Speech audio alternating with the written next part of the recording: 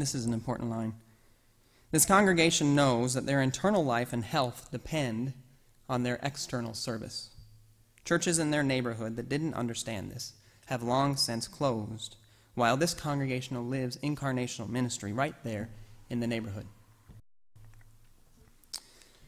The first part of this next story really describes us right now. The second part of the example is more of a warning, but it's still important to hear, I think. This story is what the authors call the "we backed into it and we want out of it" bivocational congregation.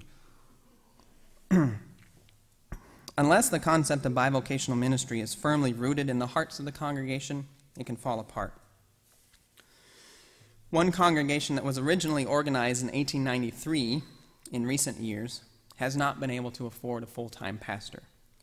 They have been served by a succession of bivocational pastors, and strong lay leadership has emerged in order to maintain and expand the ministry of the congregation. The Sunday school, youth ministry, routine pastoral care, and outreach efforts are organized by members of the congregation.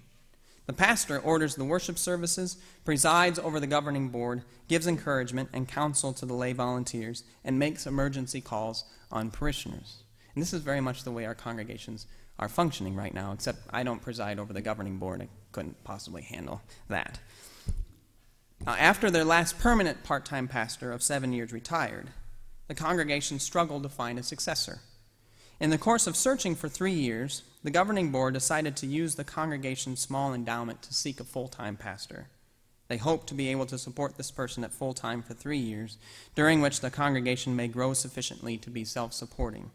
If not, they will have exhausted their financial resources, failed at growing, and possibly become terminally discouraged. The authors write, "This example, replicated so very often, is not a particularly hopeful one, barring a miracle. The desires deeply rooted in the hearts of the parishioners for their own full-time pastor, to be a legitimate church, to have someone to define and do ministry, represents a model that is unlikely to lead us very far into the future. Exhausting resources in that quest will not be as productive as learning the lessons that God desires to teach us in order to move into a new future." And finally, this is a story the authors call the experimental bivocational congregation. 5 small, centuries-old Episcopal churches sit sprinkled around a river valley. A few decades ago, each struggled to make ends meet, to maintain its high-maintenance building, to keep its Sunday school staffed, and to manage with a part-time pastor. Then along came a pastor who introduced them to a concept he called clustering, an arrangement in which certain functions are collectively managed by a board comprising members from the different churches in the cluster. Under the cluster arrangement, each parish maintains its own building and council. Each votes its own budget and raises its own funds. Each may have its own ministry in the community, and each sends representatives to the cluster board.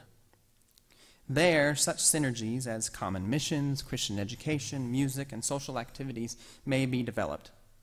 Clergy coverage for the worship of each parish is arranged on a rotating basis. Other staff members contribute from their skills and calling as the cluster board determines best.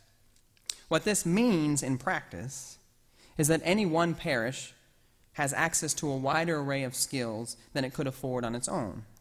But it also means that their pastor is a functionary, rotating in and out of their pulpits every 8 weeks or so, according to a set schedule. So parishioners do not develop the same kind of dependence on their pastor as they might otherwise. Clusters call forth the lay leadership of the congregation. Clusters clearly say, the responsibility is yours. The pastor will assist you in achieving your call, but he or she is not going to do for you what is yours to do. You are the permanent part of this equation. Now, the congregations described here are clearly not the church at the beginning of Acts. But they're different. At least those 3 that are not trying to go back to old patterns, but are trying to move forward in a new way of doing things. They're different congregations.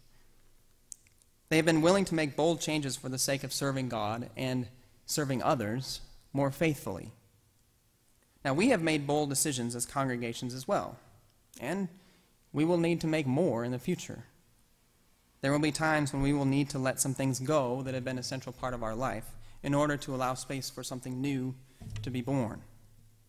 And there will always be a spirit that will be calling us to be as passionate about serving others as we are passionate about anything. This is a time of great challenge for the church, but it's also a time that offers us great opportunity to reclaim a depth of calling and purpose that so many of us have been longing for. The Spirit is in our midst, and as we seek to be open to it, it will take us on a journey. This journey won't always be easy, but it will lead us to surprising and wonderful places. May it be so. Amen.